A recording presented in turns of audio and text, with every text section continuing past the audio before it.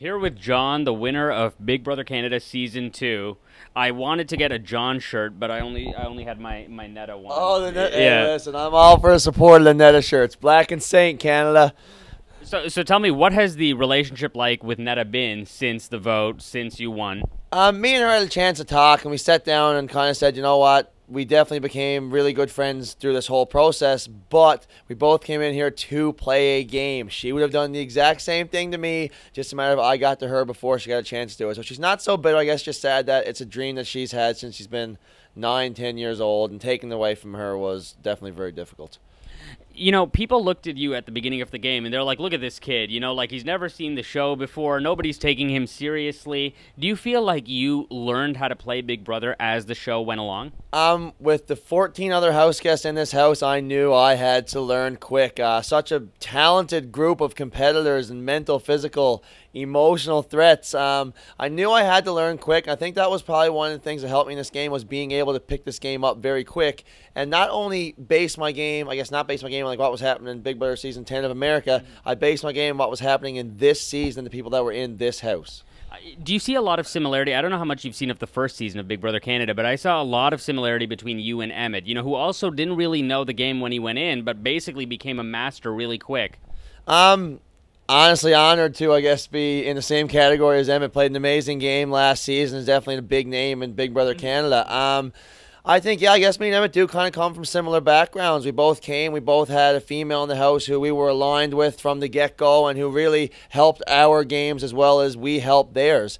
To be in the category as him, yeah, it's so surreal, even to be talking about it. Played an amazing game, and yeah, I guess we both didn't know what we were doing when we came in, did we? I want to talk about, like, you know, the final weeks of the house where you have, like, Heather there, you've got Adele there, you've got all of the sloppy seconds, Netta and Sabrina. Tell me what the game plan was for you. In an ideal scenario, did it go down the way that you wanted it to? Because I felt like you didn't want Adele to go home. I jumped the gun with campaigning to get Adele out as soon as I put him on the block. I came in a sequester and realized, I was like, oh my God, I was like, Adele leaving is definitely not good for my game. By the time I got out of the sequester, the girls had had their minds made up. This is what they're doing. I knew there was no change. And then again, I had to roll with the punches and readjust my game. My perfect scenario would have been me, Adele, and Netta, final 3, because I think Adele would have taken me, and I probably would have taken Adele over Netta.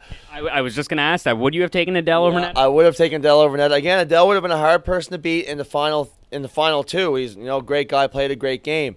I don't think anyone in this game, maybe even the Hitman Shaban included, I don't think anyone would have beaten Netta final 2 in this game. You know, there was a thing that you and Adele did that I felt like every other player in the house should have done, which is you sort of played to Canada. You know, was that an active thing that you did, or was it just your love for your country? Because I felt like, man, these guys are so smart. They have to know there's going to be twists that involve votes, and these guys have it in the bag with their, like, wake up Canada. Nobody else, like, Netta's not saying a word to Canada. I love my country. So proud to be Canadian. I will rep being Canadian, honestly, until the day I die. In this season, Canada really held all the power. Canada was voting here, voting there. Twist was Canada. Canada was the entire twist. The fact that we got to be so interactive with Canada was amazing for me. I love interacting with people who are watching this as well. So I guess it was a little bit of gameplay, but more so just proud to be Canadian and proud to be here. When Arissa told you that the final twist is that Canada is the final jury member, is that basically what shut the coffin on Netta, where you were like, oh, I can't bring her. There's no way Canada's going to vote for Sabrina. They nominated her. Yeah, I didn't think Canada was going to vote for Sabrina. I thought I had a good chance over Netta as well, just because me and Canada made a little final 2 on week 5 when we teamed up and evicted Andrew. So I was thinking Canada was going to hold strong to that final 2, so I really had a good feeling. I guess I had my fingers crossed that Canada was going to be in my corner.